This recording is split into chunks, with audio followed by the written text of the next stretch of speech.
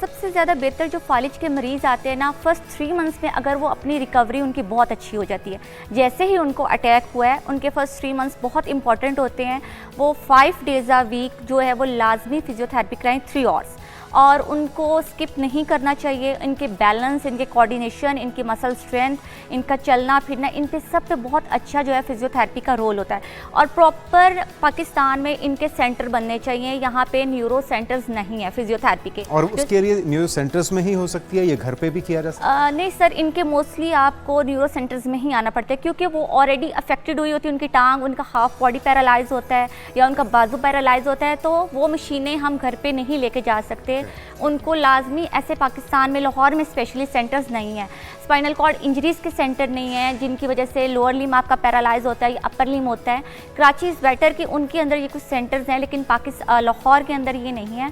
तो इस चीज़ पे भी हमें फोकस करना चाहिए। अच्छा डॉक्टर आयशा, हम देखते हैं कि बहुत सारे पेशेंट ऐसे भी होते हैं जिनको सर्जरीज कह दिया जाता है कि सर्जरीज करवाएं। डेफिनेटली वो उस स्टेज पर पहुंच चुके होते हैं जहां पर उसके बाद कोई ऑप्शन नहीं बचती है। लेकिन अगर हम स्टार्ट की बात करें तो पेशेंट बाकायदा नॉर्मल ज़िंदगी की तरफ लौट सकते हैं, जो कि कई सालों से इस दर्द का शिकार है। मोहरों की दर्द हो गई, मसल्स की, शोल्डर की पेन हो गई, लेग की पेन हो गई।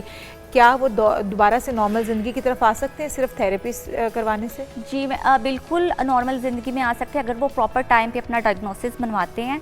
उनका जो लो बैक पेन है, मोस्टली मसले आजकल वर्टिब्रास के हैं। आपको सर्वाइकल का मसला है, गर्दन के मोरों में मसला आ रहा है, कांस्टेंट आप काम कर रहे हो कुछ इस वजह से, या आप कांस्टेंट बैठे हो तो आपको लोअर लिम्ब के जो आपके लंबर रीजन के वर्टिब्रा जो मोरे हैं उनके अंदर मसला आ रहा है, ये स्पेस रिड्यूस हो रहे हैं। तो उसके अंदर अगर आप on the spot, on time आपके डायग्नोसिस बने तो फिजियोथेरेपी के बहुत अच्छे चांसेस हैं उसमें रिकवरी के।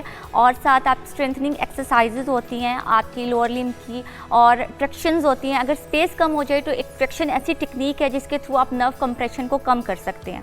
तो बहुत अच्छा है इसका, एक्यूट और क्रॉनिक पेन दोनों में बहुत अच्छा रोल है। और फालिज के मरीजों में कितने % बहुत रिकवरी? मेरा ख्याल है फालिज के मरीजों में 80% जो रोल है वो फिजियोथेरेपिस्ट का है, न्यूरो फिजियोथेरेपिस्ट का है, कि वो किस तरह पेशेंट को वापस ज़िंदगी में लेके आता है। क्योंकि हमने सिर्फ उसके मोटर स्किल्स पे काम नहीं करना होता है, उनकी जो डेली एक्टिविटी, क्योंकि उनका हाथ अफेक्ट हो जाते हैं, वो ना खा सकते हैं ना बोल सकते, फेशियल मसल उनके डैमेज हो जाते हैं, प्रॉपर उनकी स्लर्ड स्पीच होती है, प्रॉपर उनसे बोला नहीं जाता। तो आपको पूरी बॉडी के ऊपर काम करना होता है, फ्रॉम फेस टू टो आप उन पे काम कर रहे होते हैं और हर मसल को लेके चल रहे होते हैं। ठीक है। अच्छा, जो लेडीज़ जिनका सी सेक्शन होता है, डिफरेंट ऑपरेट होते हैं, उसके बाद भी हमने देखा कि फ़ौरन से पहले डॉक्टर्स एक तो चेकअप तो करते ही हैं, लेकिन फिजियोथेरेपिस्ट भी आते हैं हॉस्पिटल के अंदर ही आपके रूम में, कि आपको उठ के आपकी लेग को मूव कैसे करवाना है, आपकी बॉडी को किस तरह से उसमें दोबारा से नॉर्मल की तरफ लेकर आना है।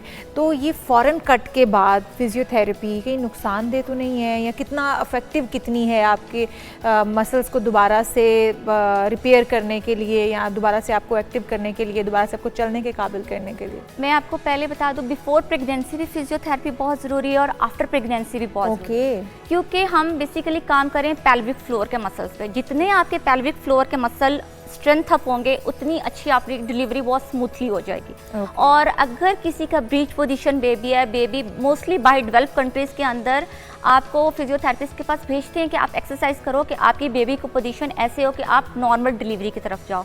और आफ्टर अगर आप सी सेक्शन पे जा रहे हो, वो आपको आप एपिड्यूरल लग रहा है, आपको कुछ भी हो रहा है, तो उसके बाद फ़ौरन हमने चेक करना होता है। फिजियोथेरेपिस्ट आते हैं कि कहीं कोई नर्व इंजरी तो नहीं हो गई, कहीं कोई और मसला तो नहीं हो, इसलिए आफ्टर उनको एक्सरसाइज पे लाया जाता है कि वो अपनी नॉर्मल रूटीन में वापस आएँ।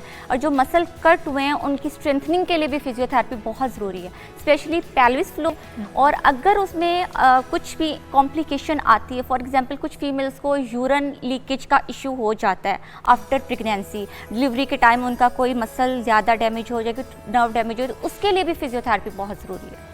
Thank you so much. Doctor Ayesha Sarfaraz हमारे साथ मौजूद थी, और जो चीज़ें उन्होंने बताई इस पर अमल करके आप अपनी बहुत से मसाइल को, फॉलिज के मरीज़ हों या प्रेगनेंसी के बाद की कॉम्प्लिकेशंस हों या फिर मसल्स का कोई भी मसला है, उसके ऊपर आप फिजियोथेरेपी के ज़रिए उसको बेहतर कर सकते हैं।